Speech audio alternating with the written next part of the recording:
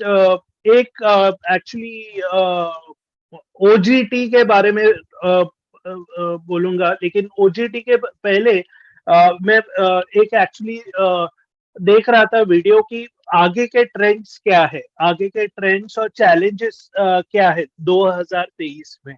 तो 2023 में एक मेजर चैलेंज था कि टैलेंट जो है ना, उसको उसको यानी जो संभालना, ये बहुत बहुत इम्पोर्टेंट है।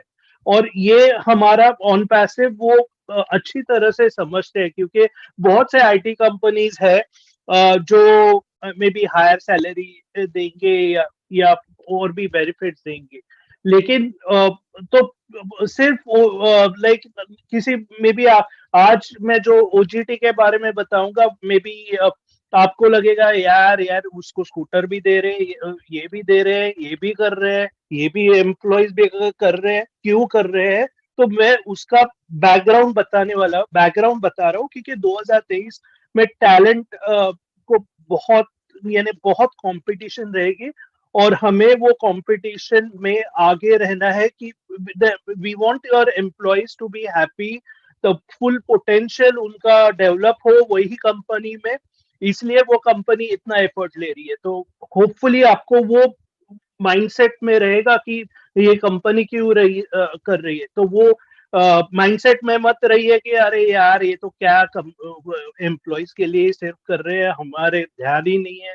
तो ऐसा ऐसा प्लीज वो माइंडसेट से निकाल दीजिए। तो ओजीटी बेसिकली क्या है कि ऑन पैसिव गॉट टैलेंट एक internal culture event coming soon for employees, यानी जो टैलेंट्स है ऑन पैसिव के, जो employees not only Hyderabad but Dubai but other locations India के, तो डेफिनेटली वहाँ के एम्प्लॉयज के टैलेंट्स वो मे बी कुछ डॉक्टर सोहा ने कलेक्ट किया है उनका इंफॉर्मेशन, और डेफिनेटली वो सिलेक्ट करेंगे 10-15 लोगों को, और वो मे बी उसको आगे लाएंगे। तो ये बहुत इम्पोर्टेंट है, और ये बाहर की दुनिया में जब भी हम मार्केटिंग करेंगे, आई एम श्योर कि वो वहां पे पोर्ट्रे भी करेंगे, या मे बी नए एम्प्लॉयज आते हैं उनको, या उनको भी दिखा सकते हैं कि ये देखो हमारे जो इवेंट्स है कि ये हम भी कर रहे हैं। उन्होंने कल एक नाम भी लिया था, साइमन कोवेल।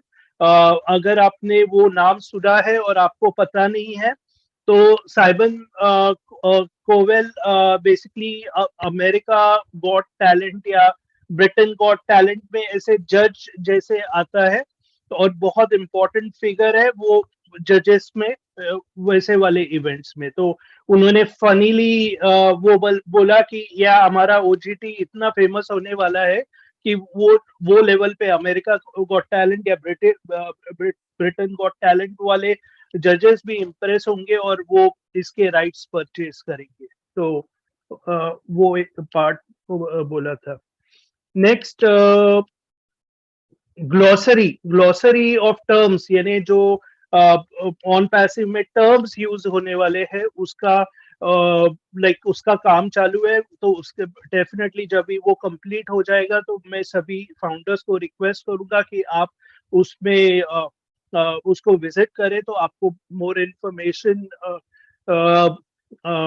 मिल जाएगी।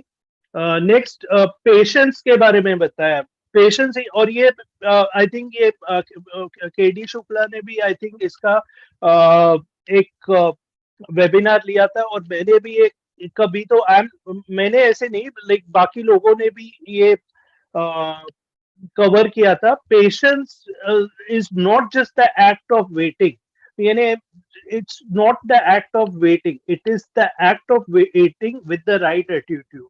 मैंने फॉर एग्जाम्पल, डॉक्टर अगर बोलता है कि आपको तीखा नहीं खाने का है, तो अगर आप सोचते हो यार क्या डॉक्टर है यार, मेरा लाइफ है, मेरे को तीखा नहीं खाने को बोल रहा है, वो वो ऐसे एटीट्यूड से जाओगे तो वो, और 1 वीक के लिए तीखा नहीं खाने का है, वो क्या बोलता है यार, उसको समझता नहीं है।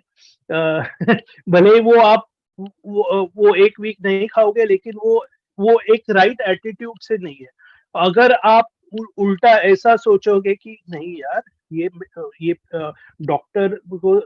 डॉक्टर को अराउंड इतना एक्सपीरियंस, उसको मालूम है कि ये मेरे हेल्थ के लिए अच्छा है, तो इसलिए उसने बोला है कि नहीं मेरे को खाना है तीखा।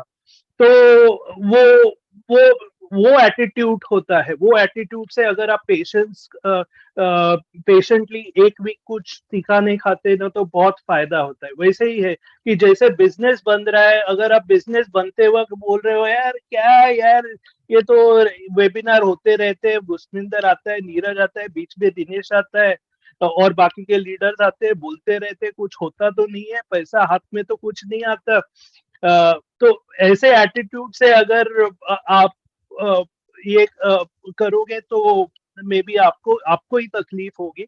लेकिन अगर आप समझ रहे हैं कि जो बन रहा है वो बहुत कुछ बड़ा हो रहा है, इतना कंपनी बड़ा हो रहा है, आपकी जनरेशन आगे वाले जनरेशन को भी फायदा होगा, तो अगर वो आप पार्ट समझ जाते हैं, तो वो पेशेंस जो होता है ना, वो ऑटोमेटिकली यानी वो आपको कंफर्टेबल लगता है। नहीं तो जिसका राइट एटीट्यूड से नहीं करते ना, उसको ही तकलीफ होती है।